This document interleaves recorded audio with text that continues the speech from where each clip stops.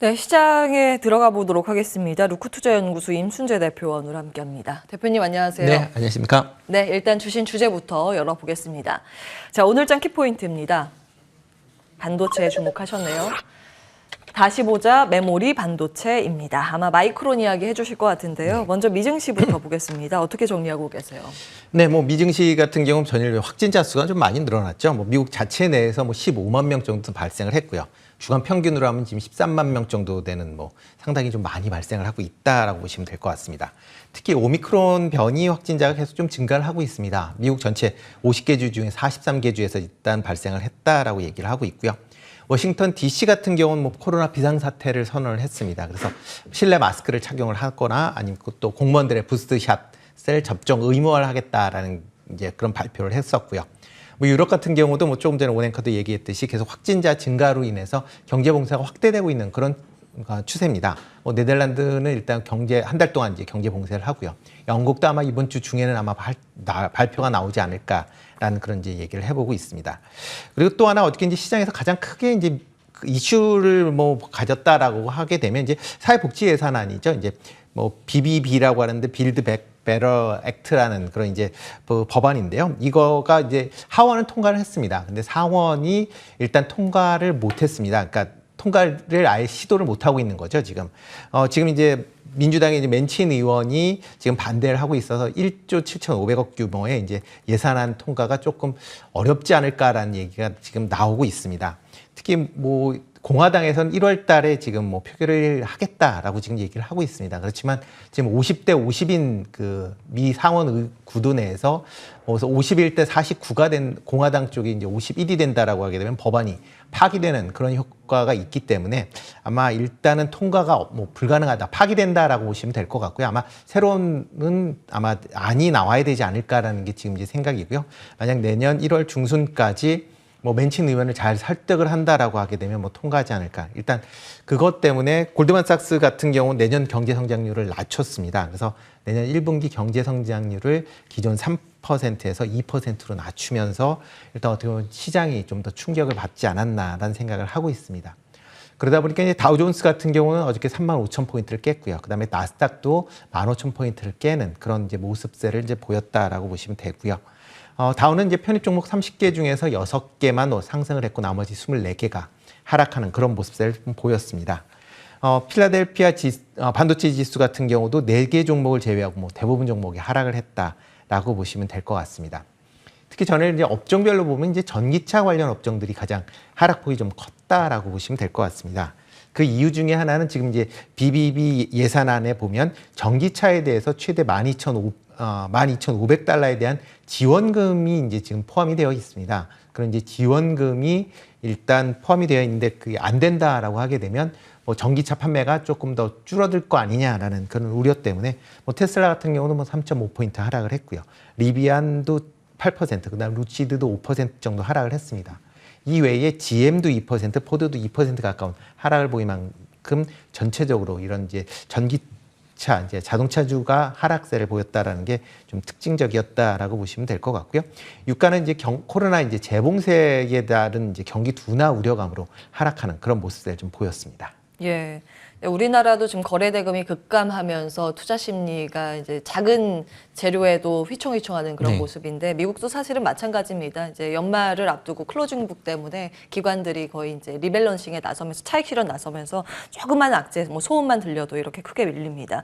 전기차, 완성차 관련주의 하락세 이렇게 중심을 잡아주셨고 우리 시장 보겠습니다. 전일장 참 우리 시장도 아쉬운 모습이었는데 그나마 좀 희망을 걸어보자면 미증시보다 일찍 좀 악재를 반영시킨 거 이렇게 봐도 될지 한번 정리해 주세요. 일단 지금 악재가 쉽게 사라질 수 있는 그런 악재는 아니지 않을까라는 생각이 들고 있습니다. 코로나 확진자가 계속 지금 증가하는 그런 상황인데 지금 당장 잡을 수 있는 상황도 아니고요. 그러다 보니까 이제 아시아권 뿐만 아니라 이제 글로벌 증시 전체적으로 지금 하락세를 보이고 있다라는 게 특징 아니었나라는 생각이 들고 있습니다. 특히 국내 같은 경우에는 지금 거래 대금이 계속 좀 부진한 그런 모습을 조사를 보이고 있습니다. 전일 같은 경우에도 거래소가 이제 거래 대금이 8.5조, 그다음에 코스닥 같은 경우 10.4조, 합쳐서 이제 18.9조를 이제 기록을 하고 있습니다. 이게 그러다 보니까 12월 일평균 거래량도 21조 3천억. 그러니까 어떻게 보면 작년 10월 이후에 가장 최저치의 이제 거래량을 지금 보이고 있다라고 보시면 될 것 같고요. 그러다 보니까 작은 이제 뭐 악재나 아니면 뭐 행동, 그러니까 증시의 이벤트에도 뭐 크게 좀 움직이는 변동폭이 좀 확대되는 그런 모습을 보이고 있습니다. 특히 전일 같은 경우에 이제 외국인의 선물 매도세가 조금 강하게 이제 있었습니다. 그러다 보니까 그거에 따른 프로그램 매도가 출회가 되면서 하락폭을 좀 더 키운 그런 측면이 없지 않나 있다라고 보시면 될 것 같습니다. 일단 전일장 같은 경우에 뭐 외국인하고 기관이 매도를 했고요. 개인이 이제 순매수하는 그런 모습을 보였습니다.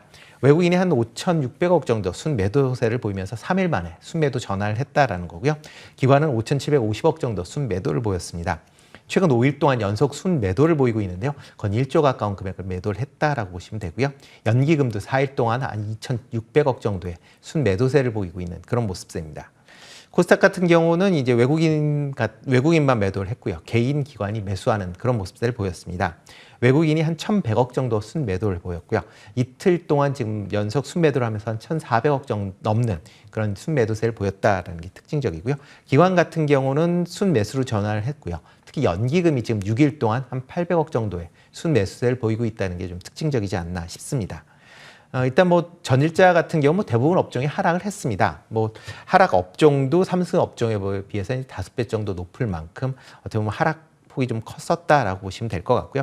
그러다 보니까 외국인이나 뭐 기관 같은 경우에 매매가 특별하게 보이진 않았지만 기본적으로 조금 뭐 시장 전체적으로 본다라고 하게 되면 뭐 FMF나 하이브, 카카오페이, SK리츠, SD바이오센스 어떻게 보면 그 시장 전체적으로 조금 뭐 내수나 어떻게 보면 경기 민감에 조금 둔한 그런 종목 중심으로 좀 매수가 이루어졌다라고 보시면 될 것 같고요.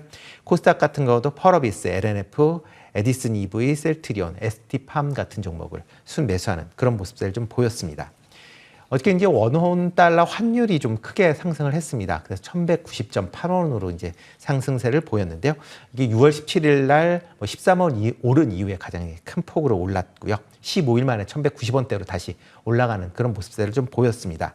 아마 이렇게 그 강한, 그러니까 원화가 이제 이런 약세가 되는 게 아마 지금 뭐 전체적으로 대외 불확실성에 따른 이제 외국인 매도세가 이제 강하게 이제 있었기 때문이다라고 보여지고요.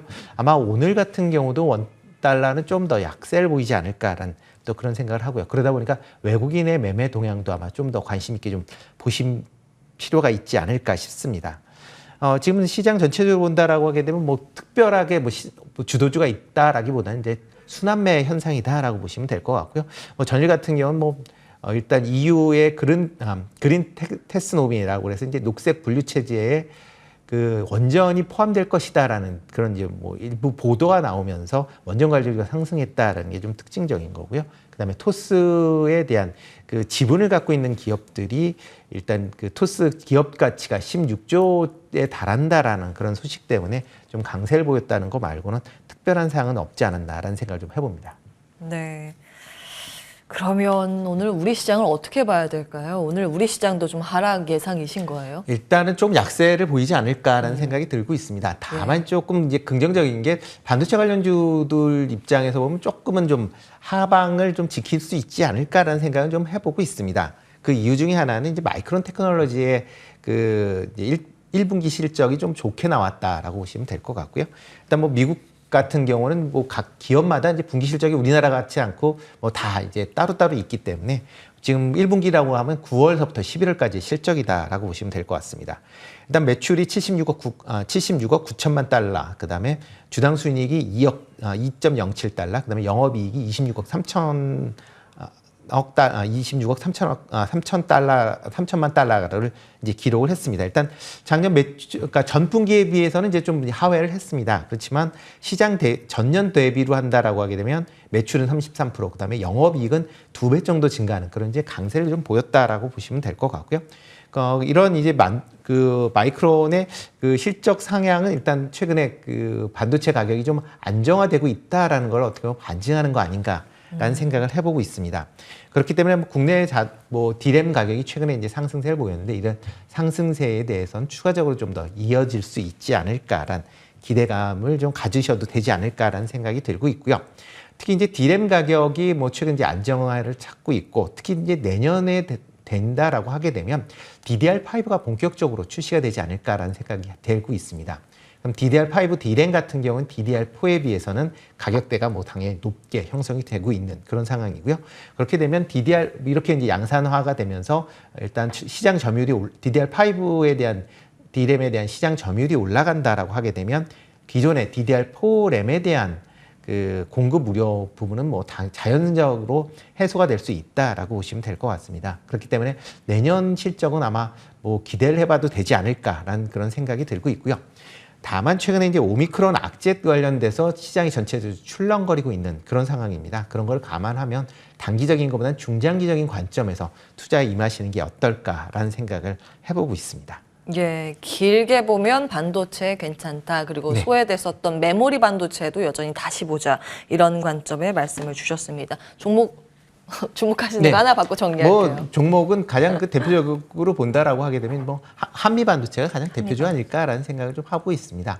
뭐 기타 그 외에는 이제 SK 하이닉스 같은 경우도 좀 더 관심 있게 보시면 어떨까 싶습니다. 묵직한 종목 중에서는 하이닉스 보시고 소부장단에서는 한미 반도체 주목하셨습니다. 루크투자연구소 임순재 대표와 함께했습니다. 말씀 고맙습니다. 네, 고맙습니다.